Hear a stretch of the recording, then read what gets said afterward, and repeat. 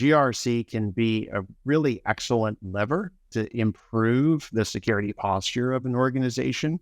And if you place that team inside of your security team, there's less of a conflict of interest than, for example, if those individuals were inside of engineering. But most importantly is it gives you the opportunity to hire very technical people. Welcome to a new episode of All Aboard, the show where we have real conversations with IT and security practitioners. No fluff, no talking points, just straight talk from experts and advice for tackling the toughest problems facing cloud-forward companies today. I'm your host, Alex Bovee, CEO and co-founder of Connector One. This week, we're doing a deep dive into all things compliance with an old friend of mine and a security veteran, Chris Niggel, the regional CISO at Okta. I was excited to talk with Chris about compliance because it's so essential to so many companies today. If you're a B2B SaaS or dealing with sensitive data, chances are you're following at least one regulatory framework for ensuring security best practices. Chris helps break down why compliance frameworks matter to customers and how to work with auditors to achieve real security outcomes that don't just check a compliance box. Let's jump right in.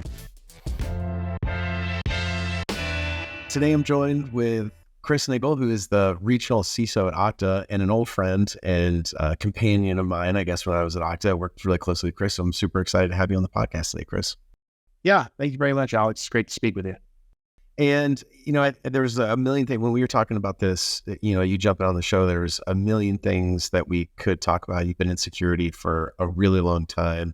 But I thought in particular, we worked really closely on compliance when you were at Okta. And I thought that was just a place that would be really awesome to jump into. A lot of companies have to deal with a myriad of compliance requirements today, and it's not always the easiest thing. So I thought that'd be kind of a good deep dive topic to go into. But maybe before we do that, tell us a little bit about yourself. What's your role at Okta? What do you do? How long have you been in security for? All that kind of stuff. Sure. So I've been with Okta for 9 years. I was actually hired as the fourth member of the security team, focusing on governance, risk, and compliance, as well as third-party risk. In my time here at Okta, I've had the opportunity to run not only GRC, but also our application and offensive security teams, as well as work in incident response. So my role now is focused really on the public-facing side of security and helping customers understand how identity is the perimeter that we're now using to protect our data. Makes sense. And Chris, whether you know it or not, you accidentally just signed up for 3 more episodes, one on incident response, one on AppSec, and one on being a regional, customer facing CISO and what that means. But we can, I'll take that one offline and I'll get you on the follow-ups. But yeah, let's jump into it. I'm so excited to talk about compliance because I know it's a broad topic. GRC in general is really broad field. There's a lot of things that you can work on there, but I was kind of thinking we could start at the highest level and then maybe just kind of click down progressively. So maybe just give us an intro to compliance frameworks. Why this may sound really stupid. This is a little bit like an explain it like I'm 5 type thing, but why do they exist? Which ones are the most important or the most popular, so to speak, in air quotes? And why does it matter? Sure. I mean, at its heart, compliance frameworks are just a consistent program for us to test controls against. It's come out of the financial industry. A lot of our compliance frameworks are built originally out of controls for finance. Being heavily regulated, financial organizations needed the ability to explain and demonstrate the effectiveness of their controls around managing money and securities. And as those companies moved into the information age, that brought along those compliance frameworks. So when we think about, for example, the SOC 2 Type 2, which all of us in software as a service are very familiar with, right? That comes out of the financial industry and in fact is regulated by the AICPA, which is a financial organization. There are also compliance frameworks that come out of industry. So think of PCI.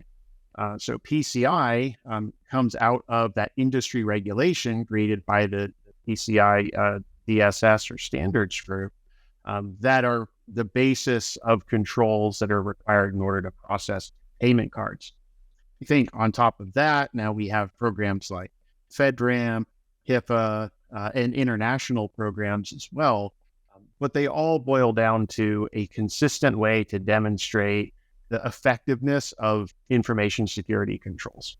Yeah, that makes a ton of sense. And the funny thing is, I appreciate that history actually on compliance controls, because I am not a compliance person by background. Obviously, live in security, but I was always a little bit scratched my head as to why like financial auditors were the people who typically went through and like validated controls, even security controls for things like SOC 2, Type 2. So, anyways, that's really interesting and good context. So maybe to double click on that a little bit, there's been this very clear change in compliance, I would say, over the last like 10 to 12 years, based on SOC 2 feels like it's become more recursive now.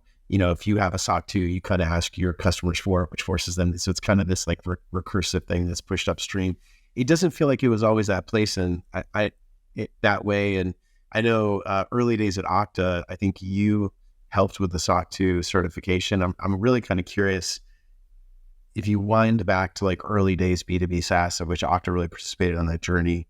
What did a SOC 2 certification look like then? Did a lot of people get it? How long did it take? Like, how big was Okta at that time? Because I kind of wanted to like look at like the before and after of this a little bit.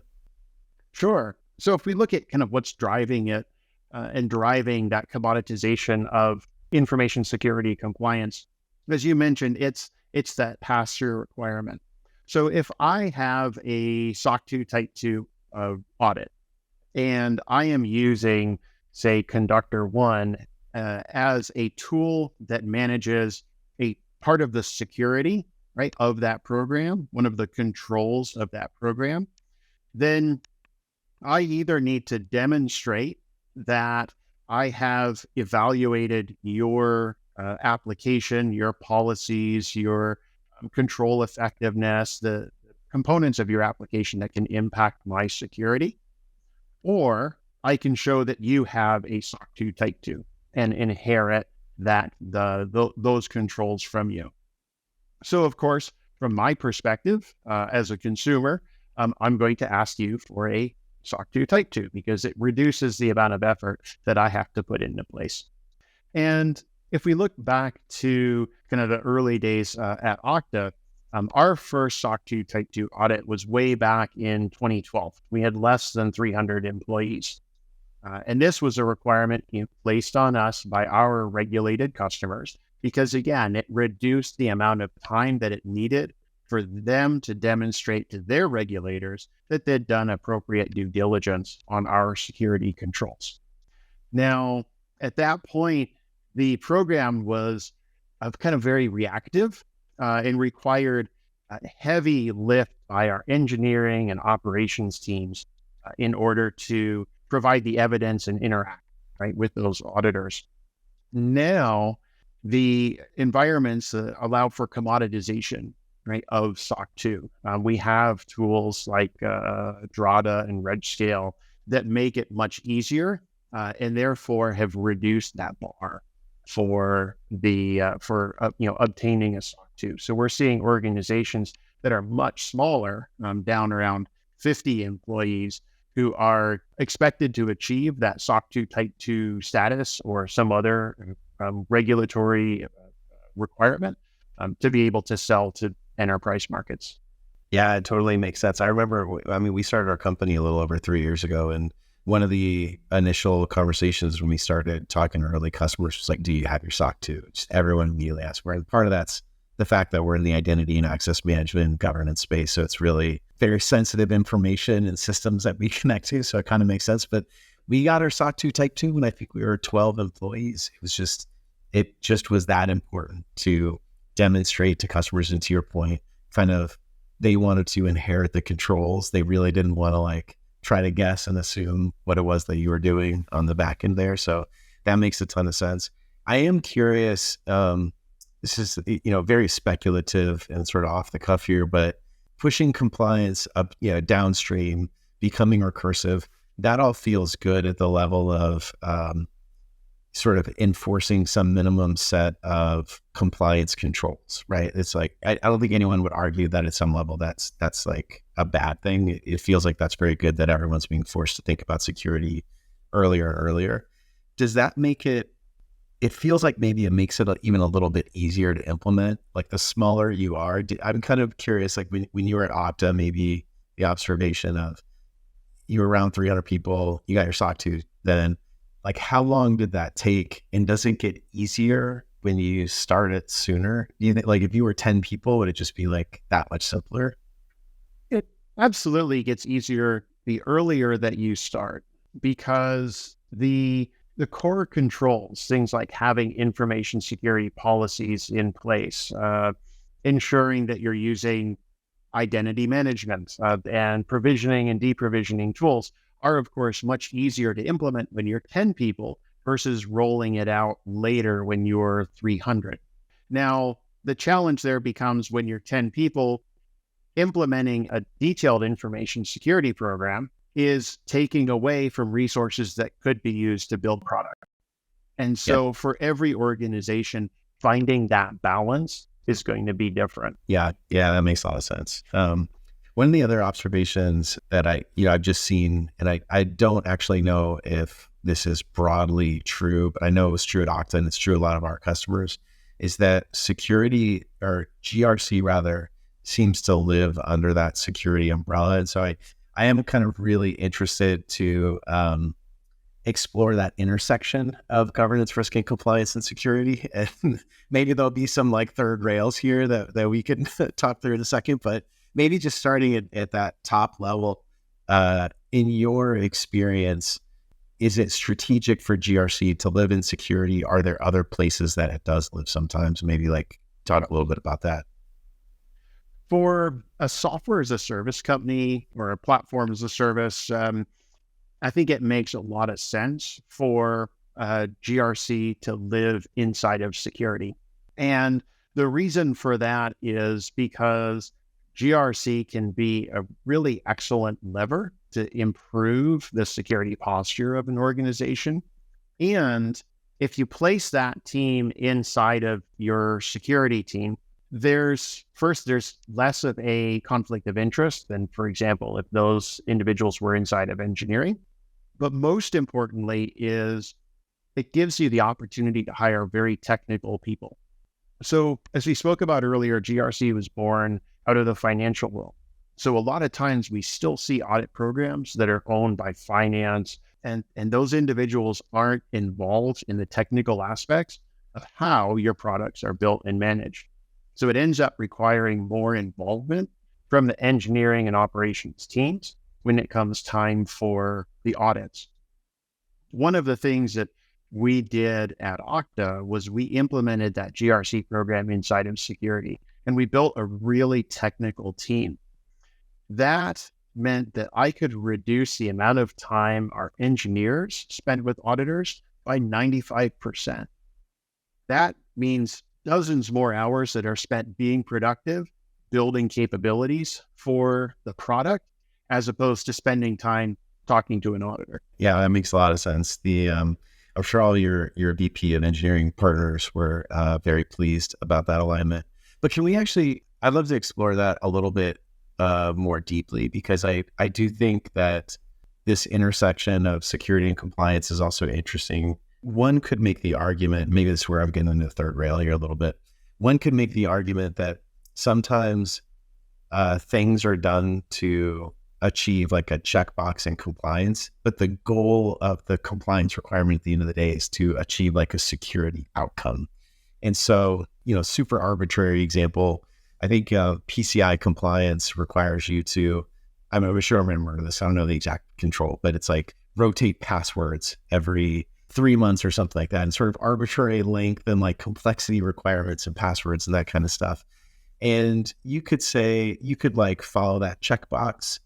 You could say, you know what, we don't do passwords. We're a passwordless company. And you could get like pushback actually sometimes from auditors. I've seen that with companies that are like going passwordless and they have PCI compliance. So like, what do you mean you don't have passwords? So you have that kind of thing. Or you could be completely arbitrary and say, we're going to be like super secure and we're going to do we're going to force everyone to rotate passwords every day for like these arbitrary lengths of things that don't make any sense. And so I'm just really curious how you think about, as a security practitioner, balancing, like, we have compliance requirements and then we have the spirit of those requirements, which is actually a security outcome. And how do you find like the right intersection of those and like the right way to invest in that? Yeah, and that's one of the places where I've seen there being change in the information security compliance space. Auditors are becoming more aware of the technologies and capabilities that are available, and allowing us more freedom to explain how controls, how we can implement effective controls that may not meet the exact wording, but do meet the intent. And those compliance frameworks are changing. So you were talking about PCI. In the PCI 3 standard, there were absolutely requirements around password length, rotation, expiration. In PCI version 4, they've actually gotten rid of a lot of that, which makes our life, right, a lot easier, because we had to explain to our auditors why a passwordless program utilizing certificates and tools like YubiKeys was actually more secure than the requirements that were made in the PCI standard. Yep. And that's where building, I think, that technical security team really adds value, because a non-technical team is going to look at a control and say, PCI says we must have 12-character passwords and rotate them every 3 months. So that's what we're going to do. And that creates friction within your organization. It can actually move you negatively, right, from a security perspective. But if we have a technical team that's integrated with the engineering operations functions, how the company works, they can change that position, right? They can recognize, how do we take the spirit of this control and find a way to improve the usability of our tools? Yeah. And when you do that, right now, we're talking about the relationships. The engineering teams want to work with you because they recognize you're partnering with them and improving their lives. They don't see, security and compliance as just those people that slow them down. Yeah, it's so funny. There's like a whole other topic here at some point I'd love to dive in on with you or anyone else for that matter. But just in terms of working with auditors, I've noticed is like a whole skill set, I'll say, in of itself. And like one of the interesting things that we've seen, just even in like the governance space, is like user access reviews is like obviously a control that's mandated by SOX and a bunch of other frameworks, SOC 2 and so forth. But if you move to just-in-time access for those sensitive resources, you can actually take those out of scope for doing UARs because everything's ephemeral. But you have to talk to your auditors about that. Yes. And I've seen like varying degrees of success across companies where this company was like very sick. They're like, no, this is the way we're going to work at it. And the relationship with their auditor, where they could actually help their auditor understand why they were doing it the way they were. And then other people, not so much success there. So I just think that's like super fascinating. That it's not always black and white. It truly is, like, to your point, it's about the control. It's about the spirit of the outcome and helping auditors understand like why you're doing things the way they are. So there's two ways that I try and approach that problem. The first one is to remember that what you're explaining to your auditor, they have to explain to their auditor. Every organization, right? Every auditing organization their work is reviewed by the governing body, and so the person that you're talking to has to be able to explain what you've told them to somebody else. So if you keep that in mind and you train on that perspective, I think you'll generally be a lot more successful. The second piece is when I'm encouraging the career growth of team members, I encourage them to take the auditor classes. Go get your CISA, your Certified Information Security Auditor, versus the Certified Information Security Manager certification. understand the auditor's position and why they're asking the questions, and then you'll be able to provide them with the answers that they need to, again, explain that to the governing body. And you'll be a lot more successful in helping that individual understand why the way that you're doing it is in fact better and more secure than what's stated in the program. I love that. That's so great. There's something there around like getting, really truly deeply empathizing and understanding your customer, customer in air quotes here, because that just makes so much sense. I love that. I don't know that I have time to go take the CISA exam and set of classes, but I wish that I did now that you said that. I'm a little bit bummed that I'll have more free time in my day. Actually pushing a little bit further on this, something I think an interesting aspect of compliance, particularly as it relates to security, is that you can use those compliance regimens, controls, frameworks to actually drive and push and improve your security program. And presumably that's the right thing to do. Obviously you can push it even further and use it to make bigger investments maybe than is necessary to kind of like check the box on the controls. But at any rate, it is kind of like a lever. I'm really curious. Did you use that when you were at Okta to improve aspects of the security while you were there? Any examples that you can share? Absolutely. I mean, in any of my roles, I've found compliance to be one of the best levers that I've ever had to improve the security of an organization. Because, and again, especially towards SaaS or platforms as a service companies, compliance gives you a tool where you can tie a security outcome to sales, to money, and the business can understand and work with that. So some things that we did, we were talking about Sarbanes-Oxley a little bit earlier. That's an excellent resource, right, for you to be able to push changes such as identity and access management, because it significantly reduces the amount of time that it takes to go through that audit. If you can show that all of your provisioning and deprovisioning or access reviews are automated, then you don't need to go through the selection where the auditor goes and picks 50 employees at random. And you've got to show that if those individuals, changed roles, joined the company, left the company, how and where access was provisioned. You can show that it's all automatic, demonstrate that once, right, and be done. So it makes those audits take a lot less time, and you're more secure as an organization.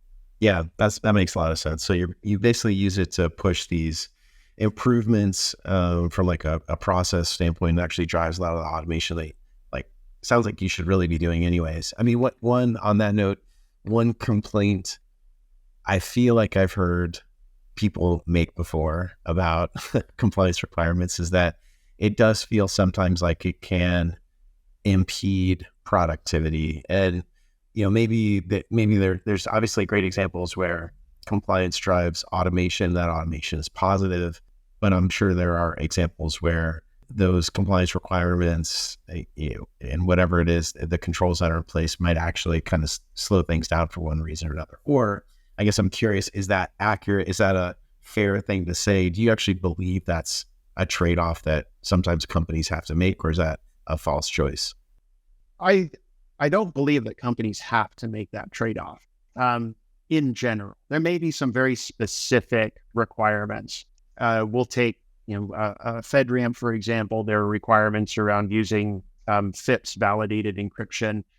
That does create challenges from a deployment and development perspective. So there are edge cases where compliance programs can negatively impact development or organization speed. But for most companies, if a control is negatively impacting your company, it's because that control was not implemented with the thought process of how does our organization actually use data? And so it's a trade-off, right, that you don't need to make. CI/CD pipelines, I think, are an excellent example of this.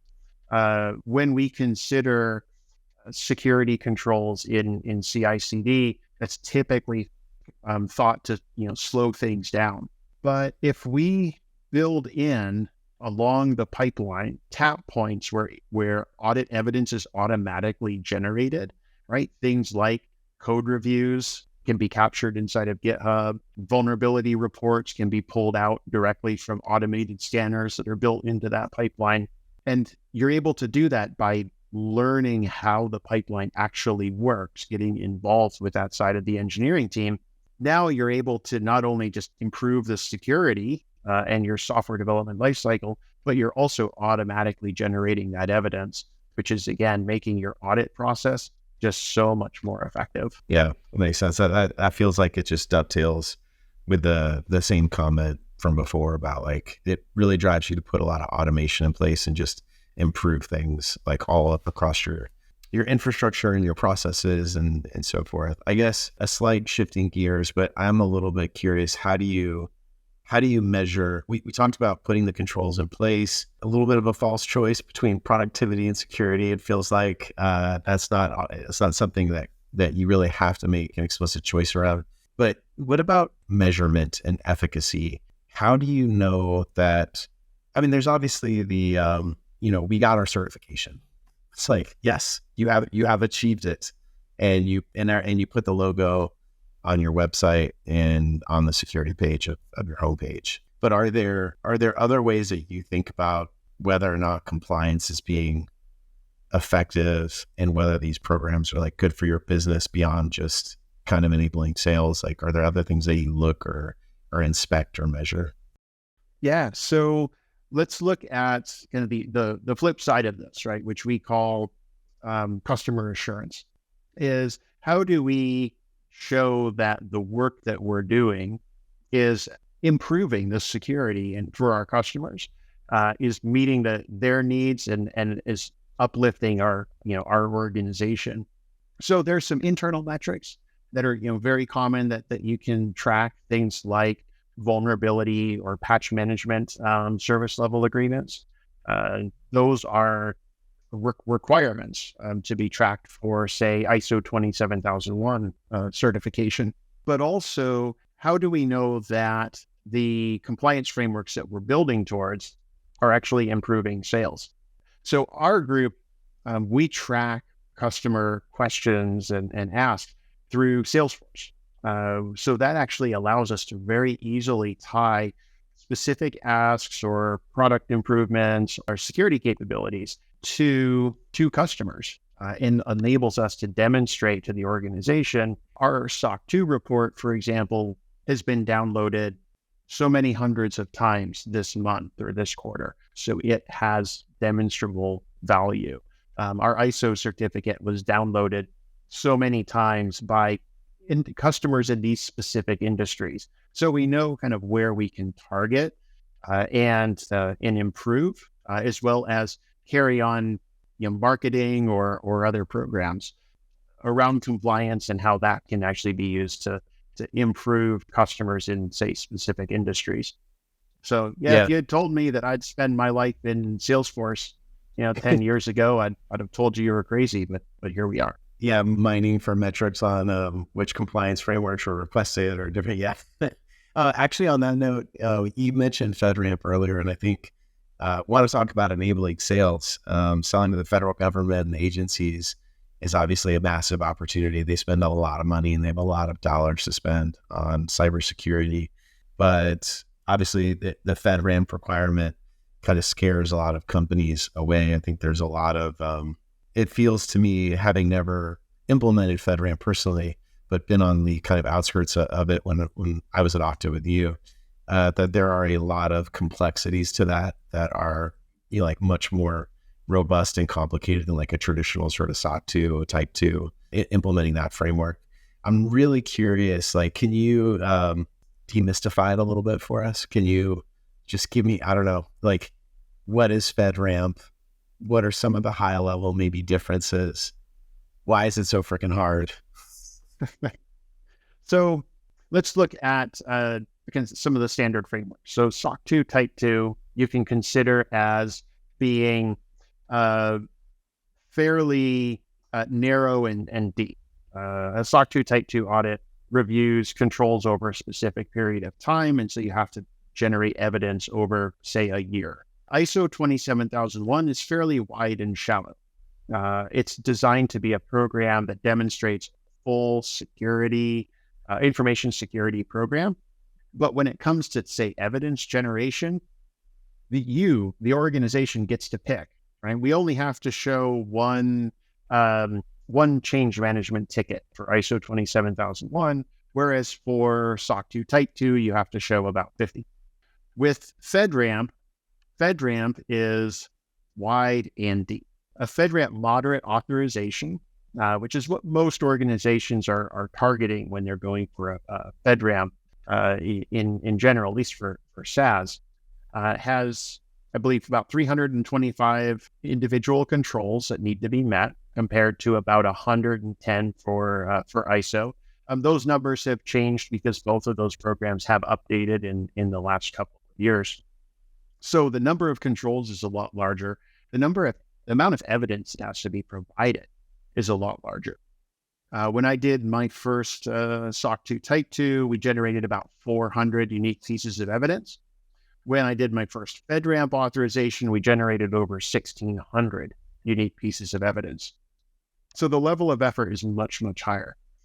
A FedRAMP authorization also generally requires a very close partnership with U.S. government agencies, because it's, in most cases, again, the agency that's authorizing, that's approving your application for use in the government. So you need to be able to partner very closely with them, along with your third-party auditor. ISO or SOC 2, you only really interact with the auditor. So there are fewer parties that are involved. But I think most importantly, for organizations that are looking at FedRAMP, it's extremely important that you have support from all levels of the company. As you mentioned, moving into the government space not only requires commitment from engineering, security, legal, but also the sales cycles can be very, very long. So everyone has to be aware and working together towards that goal from the CEO level down in order for a FedRAMP program to be successful. Yeah, I 100% agree with that based on my experience as well. It's just it's so organizational wide. To your point, it's engineering has to do work, compliance, / GRC, your sales team. It is like an organizational focus area. You can't just be like, oh, there's this one deal that we could pursue if we just got our FedRAMP certification. Maybe we should go try to do that. So wrapping up a little bit. Well, first of all, thanks for being on the show. I appreciate that. And before we get out of here, I always love getting like hot security takes. You have been in security for a very long time, and I'm sure you follow all the interesting trends and patterns and attack techniques and things like that. But I'm wondering if you have any either predictions for the new year or things that you think people should really kind of be keeping an eye on going into 2024. So one of the things that I'm really interested in, because one would be remiss on these topics if they didn't talk about AI, is what's happening with AI and third-party risk. So we've been talking about compliance, right, all this afternoon. The other side of that, right, organizations have to review those reports that you're generating and assess the risk associated with your application. And many companies have sometimes only one or two people, sometimes entire teams of people that are now focused on third-party risk. I think this is an area that's ripe for disruption with AI, not only in being able to generate responses from the product side, but from the third-party risk and the assessment side, reviewing all of these documents, the reports, the policies, pen test reports, doing your own testing against applications. This is a great opportunity for generative AI. There's a couple of companies that are playing in this space. I'm really excited to see what happens, because that's going to allow our team members to focus not on reading documents and understanding risk, but being able to focus on actually reducing that risk that vendors can pose. So I think that's going to be a really neat place to watch over the next year. I mean, that is what AI is good at, especially LLMs, is like taking large volumes of data and synthesizing it and making predictions. So yeah, that's really cool. I hadn't really, I don't know much about that space, but now I feel like I'm going to go do a little research on it. Sounds interesting.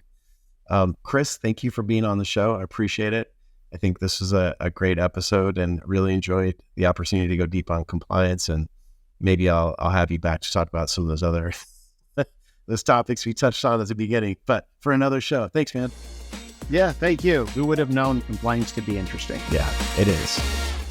Thanks for tuning in. This episode of All Aboard is brought to you by the team at Conductor One. We'd love to hear your feedback. Send us a message at allaboard@conductor1.com. Till next time.